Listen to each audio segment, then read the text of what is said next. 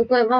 இன்னைக்கு வந்துட்டு puzzles base பண்ணி நம்ம முன்னாடி ஒரு பேசிக் வீடியோ பார்த்தோம்ல. அதுல இருந்து ஒவ்வொரு மெத்தட்லயும் ஒவ்வொரு சம்ஸ் நான் எடுத்து வச்சிருக்கேன். அதாவது லீனியர்ல ஒண்ணா,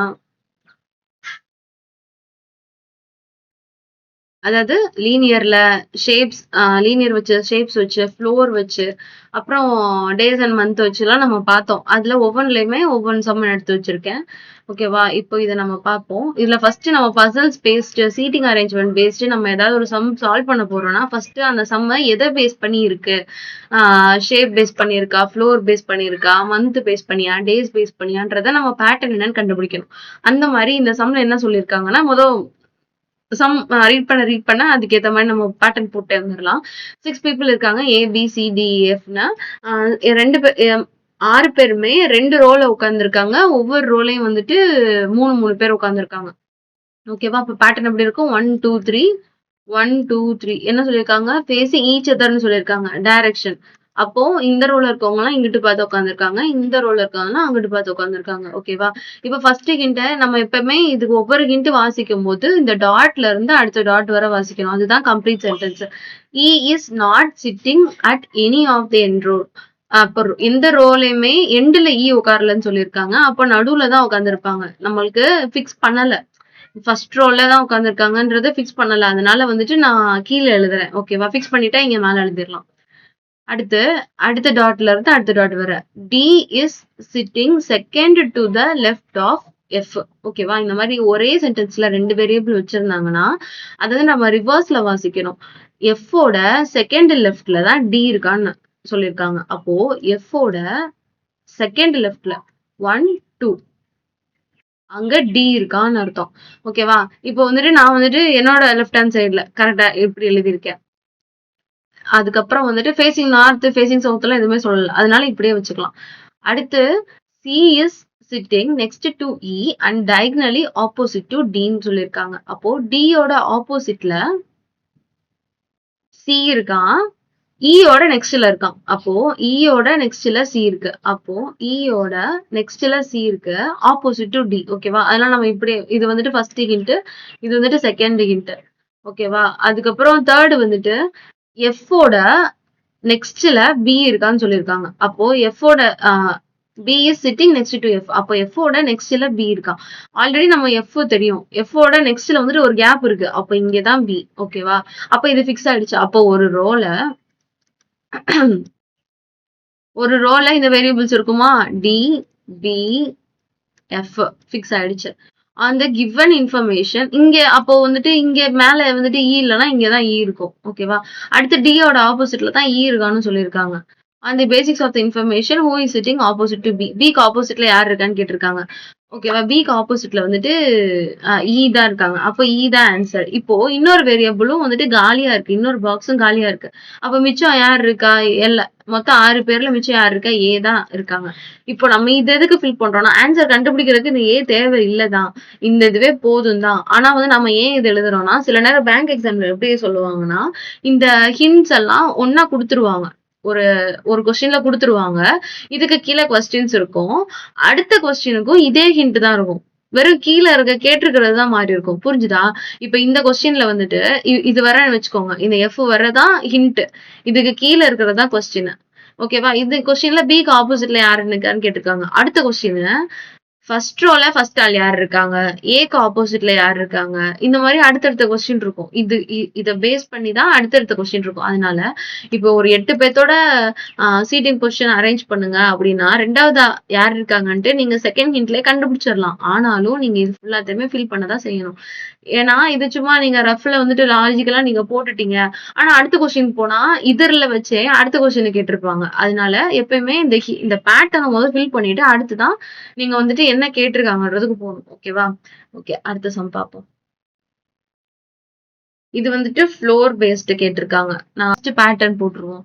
8 peoples are living on the 8 different floor. அப்போ 1 2 3 4 5 6 7 8. ஓகேவா? of the building in such way that ground floor is numbered 1. இது நான் சொன்னேன்ல சில நேரம் கிரவுண்ட் ஃப்ளோரை 0ன்னு சொல்லியிருப்பாங்க. ஆனா இந்த சம்ல வந்துட்டு கிரவுண்ட் ஃப்ளோரை 1ன்னு தான் சொல்லியிருக்காங்க. அப்ப 1 2 3 4 5 6 7 8. ஓகேவா? இதுதான் நமக்கான பேட்டர்ன். இந்த பேட்டர்ன் சேஞ்ச் ஆகாது. ஓகேவா? அடுத்து என்ன சொல்லியிருக்காங்கன்னா, the floor above it's numbered 2. 1க்கு அடுத்து 2 and so on. The top floor is numbered as 8. ஓகேவா? நம்ம போட்டதுதான். Only 2 people live between C and E. ஓகேவா? இப்போ இந்த ஹிண்டோட கெஸ் எல்லாம் தான். Cக்கும் Eக்கும் நடுவுல 2 பேர்.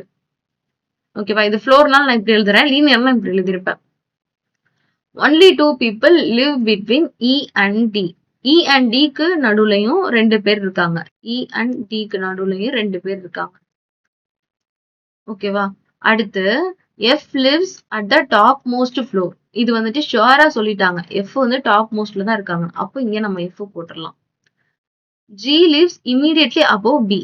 B யோட தலையில தான் வாசிக்கணும். B யோட அபோவ்ல இம்மீடியட்லி அபோவ் தான். அப்போ கூட யாருமே இல்லைன்னு அர்த்தம். B யோட அபோவ்ல G இருக்கான். ஓகேவா? அடுத்து A lives one of the floor below E but above D and H. E யோட பிலோ ஃப்ளோர்ல தான் A இருக்காங்க. E யோட பிலோ ஃப்ளோர்ல தான் A இருக்காங்க. எத்தனாவது பிலோன்லாம் சொல்லல. A இருக்காங்க. குத்து மதிப்பா போட்டுடலாம். ஆனா Dக்கும் Hக்கும் மேல இருக்காங்கன்னு சொல்லியிருக்காங்க. அப்போ D and Hக்கும் மேலதான் இருக்காங்கன்னு சொல்லியிருக்காங்க. D lives on the ground floor. அப்போ D ground floorல இருக்கானா Dக்கு கீழே யாருமே இல்ல. அப்போ D Hக்கு மேலதான் A இருக்காங்கன்னா அப்போ இங்க வந்துட்டு H வருமா? ஓகேவா? அப்போ இங்க H இது எனக்கு இது என்னன்னு தெரியாது. ஆனா அதுக்கப்புறம் E தான். ஏன்னா Eக்கு 2 பேருக்கு அடுத்து தானே D இருக்காங்க. அப்போ இங்க E தான். ஓகேவா? How many floors are there between C and H? C and Hக்கு நடுவுல எத்தனை ஃப்ளோர் இருக்குன்னு சொல்லியிருக்காங்க. இப்போ இந்த ஹிண்ட்டும் நம்ம போட்டுடலாம்ல. Eக்கு 2 இதுக்கு மேல E இங்கதான் வரும்னு தெரிஞ்சிச்சு. Eக்கு 2 இதுக்கு மேல C இருக்கு. அப்போ இங்க C இருக்கு. அப்போ என்ன கேட்டிருக்காங்க? How many floors are there between Cக்கும் Hக்கும் பிட்வீன்ல எத்தனை ரோ இருக்குன்னு கேட்டிருக்காங்க. அப்போ இத C விட்டுறலாம். 1 2 3 4. ஓகேவா? இங்க H விட்டுறலாம். பிட்வீன்ல தானே சொல்லியிருக்காங்க. அப்போ வந்துட்டு 4 ஃப்ளோர்ஸ். இப்போ முன்னாடி சம் மாதிரியே நம்ம பேட்டர்ன் ஃபில் பண்றதுக்கு நமக்கு இன்னும் ஹிண்ட்ஸ் பத்தல. இன்னும் இங்க என்ன வரும் அதெல்லாம் தெரியல. பாசிபிலிட்டிஸே தெரியல. அதனால இந்த சம்முக்கு நம்ம இந்த மிச்சம் இருக்க பேட்டர்ன்லாம் நம்ம ஃபில் பண்ண முடியாது. ஓகேவா? அடுத்த சம் போயிடலாம். பாக்ஸ் பசில். இதுல என்ன சொல்லிருக்காங்க? பாக்ஸ் பசிலும் ஃப்ளோர் பசிலும் கிட்டத்தட்ட ஒரே மாதிரி தான் இருக்கும். பாக்ஸ் பசில்ல PQ RS TUVன்னு இருக்காங்க. kept one over the other but not necessarily the same order. Okay. Box வந்துட்டு கீழே இருந்து ஒன்னொன்னுக்கு மேல ஒன்னொன்னு இருக்கு. ஆனா இதே சேம் ஆர்டர்ல இல்லைன்னு சொல்லியிருக்காங்க. ஓகேவா? அது கொடுக்க மாட்டாங்க. 1 2 3 4 5 6 7 மொத்தமா 7. R kept just below T. T யோட just belowல R இருக்கு. அப்ப T யோட just belowல R இருக்கு. V is kept just above Q, which is just above S. Okay. Q வந்துட்டு just aboveல V இருக்கு. Q ஓட just aboveல V இருக்கு. இது வந்துட்டு V is kept just above Q, which is just above S. ஓகேவா? இந்த comma போட்டிருந்ததுன்னு வைங்களேன். இங்க இருந்து வாசிக்கணும். S ஓட அபோவ்ல Q இருக்கு.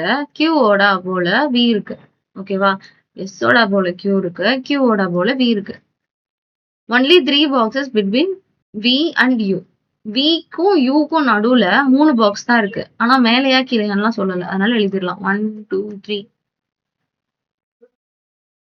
U. V is top most boxன்னு கொடுத்திருக்காங்க. அப்போ V தான் டாப் மோஸ்ட் பாக்ஸ். Vல இருந்து 3 பாக்ஸ் விட்டுட்டு இங்க U இருக்கு. ஓகேவா? அப்போ Vக்கு ஜஸ்ட் பிலோல தான் QS இருக்கு. அப்போ QS.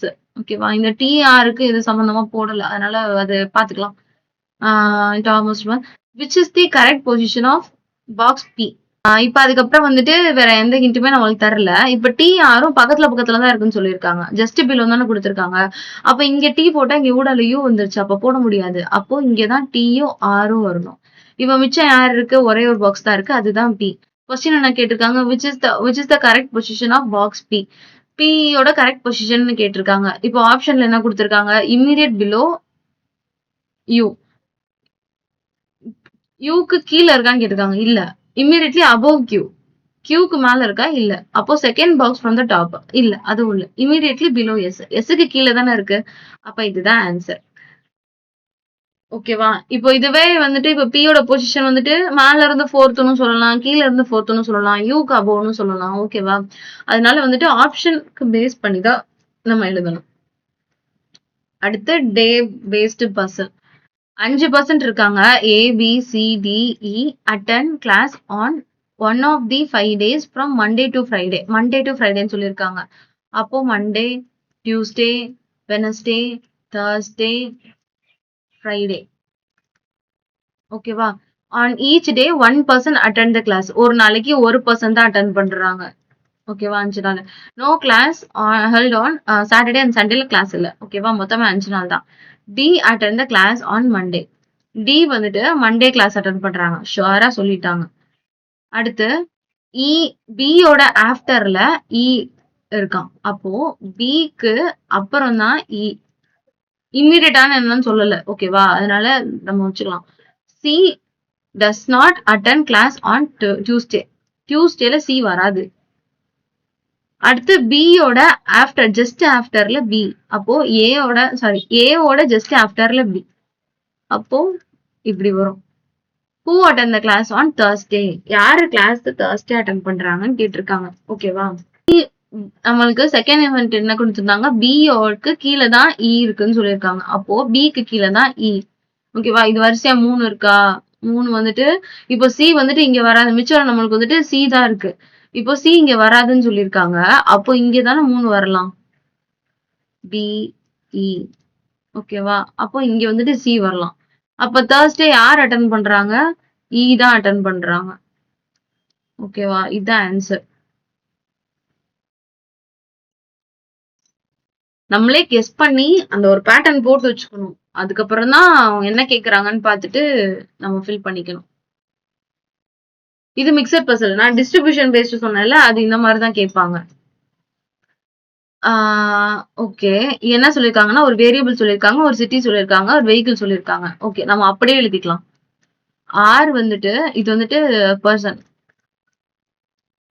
சிட்டி